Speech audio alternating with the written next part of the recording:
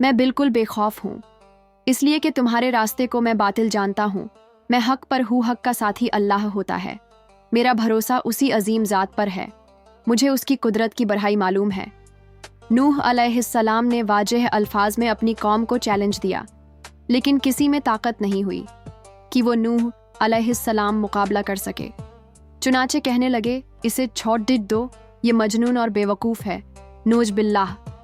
बहरहाल मुआमला इसी तर्ज पर चलता रहा, यहाँ तक कि साल दर साल गुजर गए, लेकिन कोई मुसलमान नहीं हुआ। फिर पहाड़दाह पर रहने वाले लोग रोज़ बरोज़ बुराई में तरक्की करते चले गए, और जो लोग शुरू में ईमान लाए थे, उनके अलावा और कोई शख्स ईमान ना लाया। नूह अलैहिस्सलाम उन्हें मुसलसल दावत देते रहे, मगर बेअसर। यहाँ तक कि अल्लाह ताला ने नूह अलैहिस्सलाम की तरफ वही की कि कोई शख्स इमाम नहीं लाएगा। अल्लाह ताला सूरह हुद में फरमाते हैं, नूह की तरफ वही की गई कि आपकी कौम में से जो ईमान ला चुके हैं, उनके सिवा अब और कोई ईमान नहीं लाएगा। बस आप उनके कामों पर गमगीन ना हो। मतलब ये था कि आप गम ना करें, अल्लाह का हुक्म अब पूरा होने वाला है। गौर फरमाएं, नूह अलैहिस्सलाम के जज्बे को देखिए। मुसलसल 950 साल तक दावत देते रहे, लोग उन्हें झुठलाते रहे, लेकिन फिर भी उनसे नाउम्मीद ना हुए। अब जबकि अल्लाह की तरफ से वही आ गई कि उनमें से और कोई मान नहीं लाएगा और किसी में ताकत नहीं कि उन्हें हिदायत अता फरमाए, तो नूह अलैहिस्सलाम नाउम्मीद हो गए और उन्होंने अपनी कौम पर बद्दुआ की। इसका जिक्र अल्लाह ताला ने सूरह नूह आयत 26 से 28 में किया है। नूह ने कहा, ऐ मेरे परवरदिगार, तू रूहे जमी पर किसी काफिर को रहने वाला ना छोड़ दे। अगर तू इन्हें छोड़ देगा तो ये यकीनन तेरी और बंदों को भी गुमराह कर देंगे, और इनके यहाँ जो औलाद होगी वो भी बदकार और नाशुक्रे होंगे।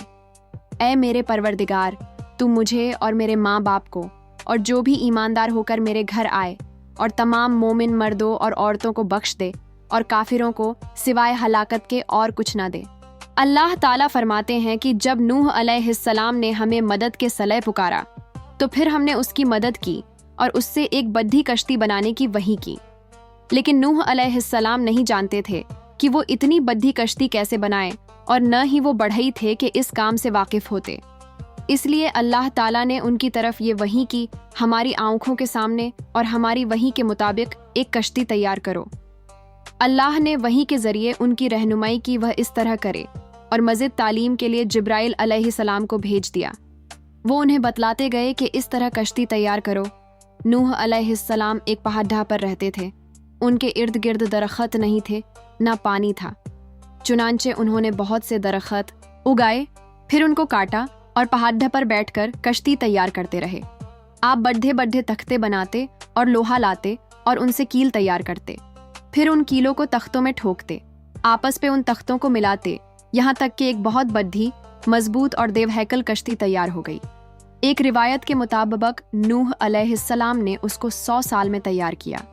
ये थी वो कश्ती जिसे नूह अलैहिस्सलाम ने अल्लाह की दहदायत के मुताबिक तैयार किया था। सूरतुल कमर आयत 13 में इरशाद होता है, और हमने नूह को उस कश्ती में सवार किया जो तख्तों और कीलों से बनी हुई थी।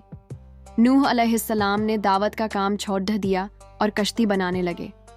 वो लोग जब उन्हें बनाते देखते तो उनका मजाक उड़ाते, कहते, नूह पहले तो तू नबी था, अब बरहई बन गया।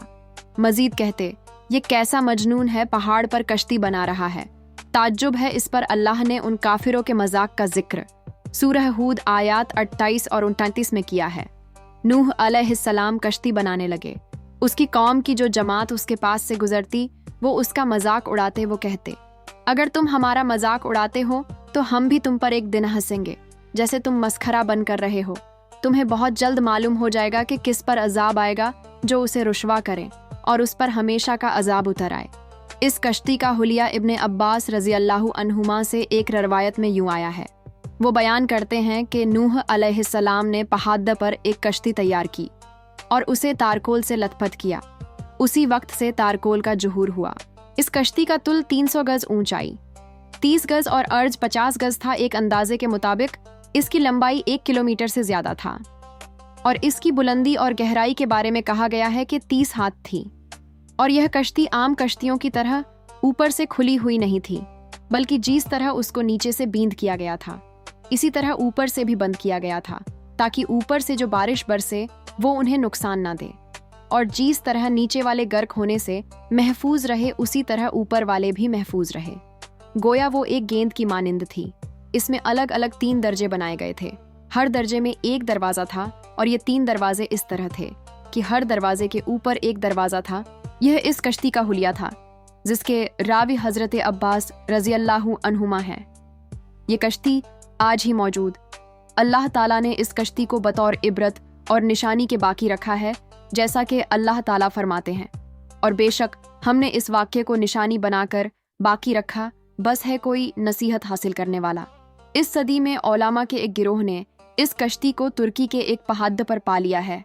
अब वो 2 टुकड़ों में तकसीम हो चुकी है। इसका हुलिया वही था जो बयान हुआ। अल्लाह का फरमान सच्चा साबित हो गया कि हमने इसको निशानी बनाकर बाकी रखा है। इसके बाद तूफान आया। अल्लाह ताला ने नूह अलैहिस्सलाम को इस तूफान के जुहूर की एक निशानी और अलामत बतलाई थी।